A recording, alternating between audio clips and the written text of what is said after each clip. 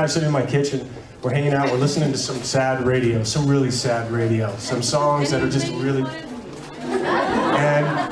And Janie likes some sad songs, as we all love sad songs, but they just kept coming and coming.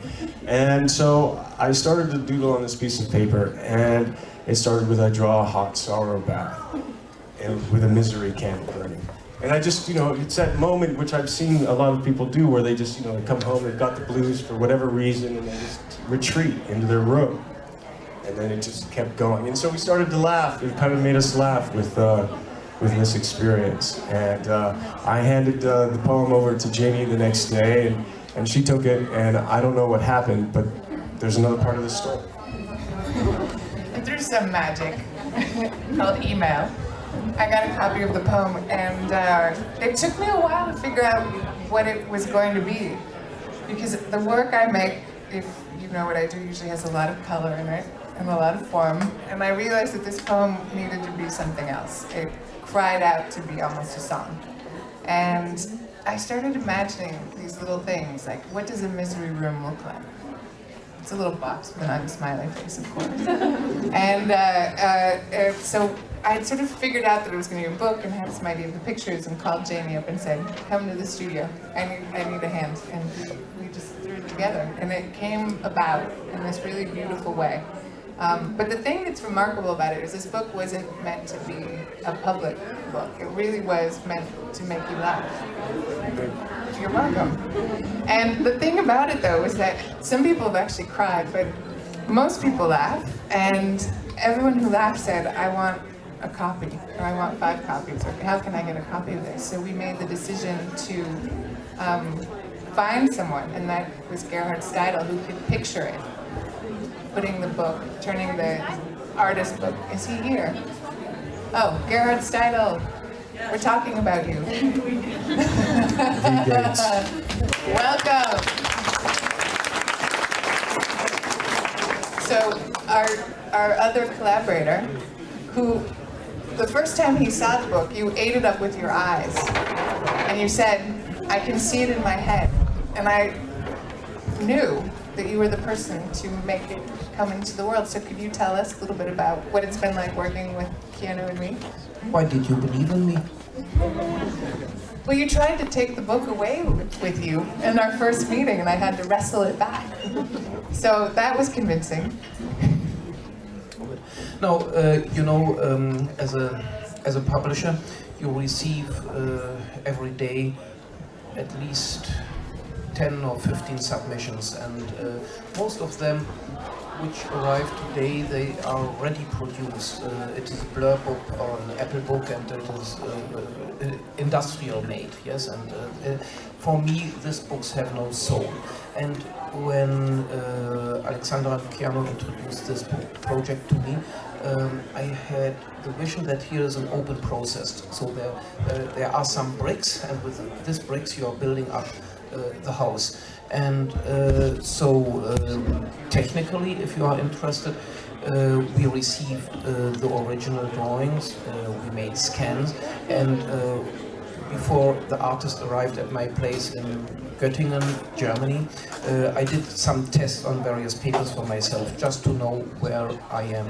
And when they were there, we did all the layout together. You know, I like very much the idea that publishing of Steidl books is a vertical process. So on the top floor in the library, the artists with the ideas are coming in, and then all the technical process is under one roof. And at the end, we have in the ground floor the big press rolling 24 hours a day, and there the book is printed. And so on the top floor, the idea is tumbling in, and downstairs, the book is tumbling down on the pallet. But in between there is a process of discussion, what kind of materials you are using, we will use, and how does it look on this paper, on that paper, what kind of cloth you will use. And at the end, the way as we did it, I think it is an object of art which is really quite wonderful, and it is far away from any industrial produced book. And if you want to have a short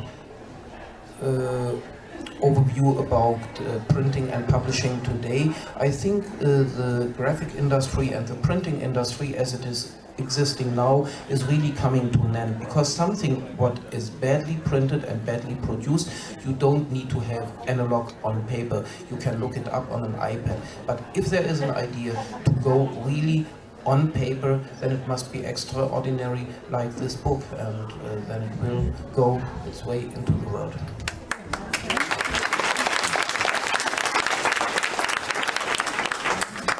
As you can tell, Gerhard has strong feelings, and as I said in my opening remarks, I think it's precisely that makes a good book. However, sometimes collaboration results in a peculiar power struggle, and I wondered if you, Keanu, tried to direct this, or you tried to influence it with your artistic process, or did Gerhard win all? In the sense of everyone kind of spoke about what they were bringing to it, and that bringing the whole to it. I mean, since Gerhard was speaking last, you know, the original book that was presented to me as a gift from Janie, from Alexandra, didn't look like this. It was green. It was, you know, it was a kind of grown-up children's book, and when Gerhard says that he responded to that idea, it wasn't finished though. Because if he was going to work with us and we were going to work with him, he had something that he wanted to, that he felt something that could work. So this presentation, this case for the book is Gerhard's. And, you know, but he would always say, so you have this, you have this, you have this. What do you like? And then we would have a conversation and talking about the paper. You know, there's this and this. And invariably he would give you choices, but You would always sort of be like, but you would know that, but even the couple of times when we would go away and we'd go, but we wanted, the original book was green, right? We would, but then he showed us this, and then somehow this, and the book would be here, but then this was there, and then this started to come in here, and then the green kind of just, and then he was right. And so in this kind of process, this collaborative process, you know, and looking at, you know, I mean, you can speak about this, but it's very difficult to get this, to try and create watercolor and ink on paper, to make it look like, you know, that Alexandra has done it is very fine, isn't it? I mean, just to get this the way it finishes out. Technically, you know, the offset printing is a very poor printing technology. And it is hard to get good results. But if you work hard and you fight for it and you use all available technologies of today, you have quite an acceptable result. And in printing industry, they are using all standard papers and standard printing processes. But standards are wrong for objects of art. You know, art is an experiment, and art is dangerous, and art is explosive, and art hates everything what is a standard. Yeah?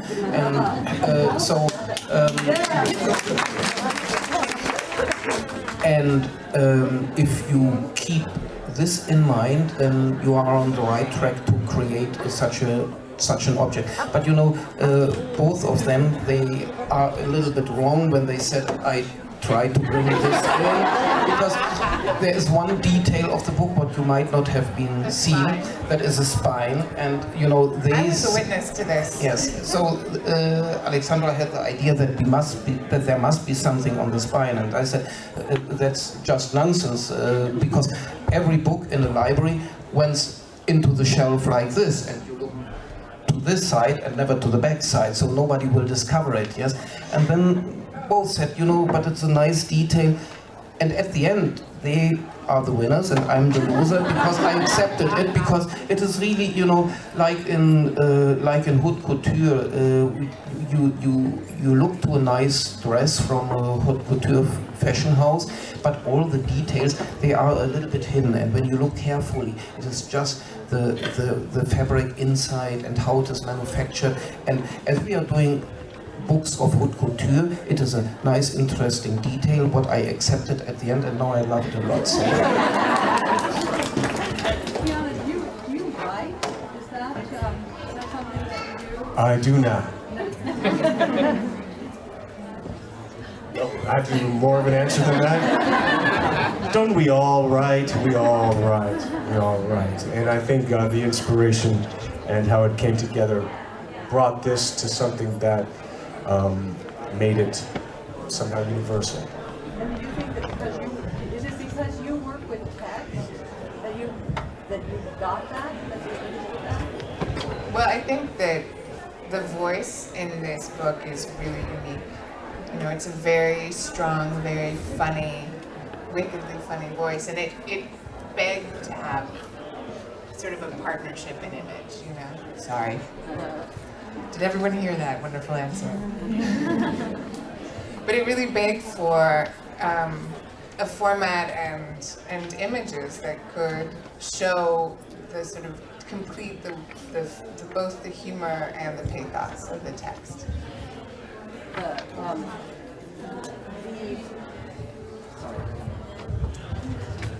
How did it feel to have Alexandra translate your words into images? I was honored and entertained, and they make me laugh, and ouch. I mean, the pain service, it's just fantastic. And you know, there's a literalness to them, and there's also an abstract quality to them, which I think plays nicely with the text in the sense of it being personal, but also trying to take you outside of the event in a way. And I like the kind of black and gray, brown, whatever that is, and then this blue. So I enjoy them all the time. Every time I see them, they take me in. And do you think that the text rather inspired your drawings, right? Absolutely. So does that just happen? Does that happen to you from time to time? You read a text and then feel compelled to make drawings, or do you normally put things up first? I think every text you have, as a reader, you have a different response. So some books make you want to throw them across the room, and that can become, in my world, a painterly gesture, you know, on a canvas.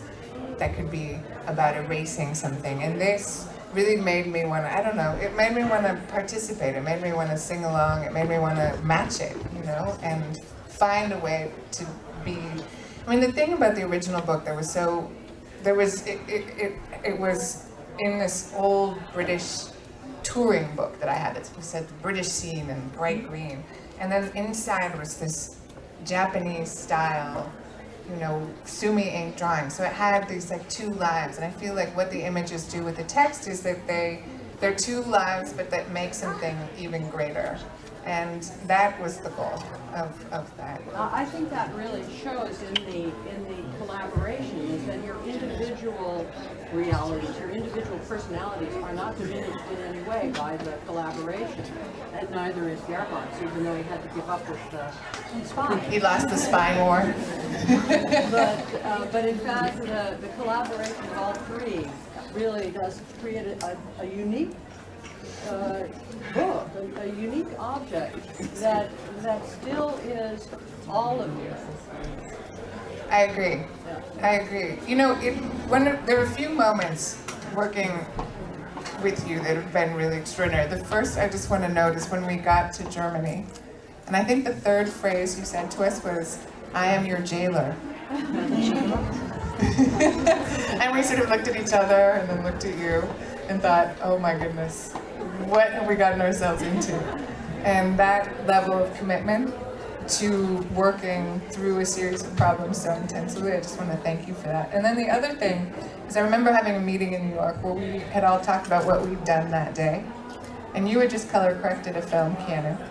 And you had just printed silkscreen prints for Karl Lagerfeld, and I had just hung a show. And we had this conversation about color and light in each one of our fields.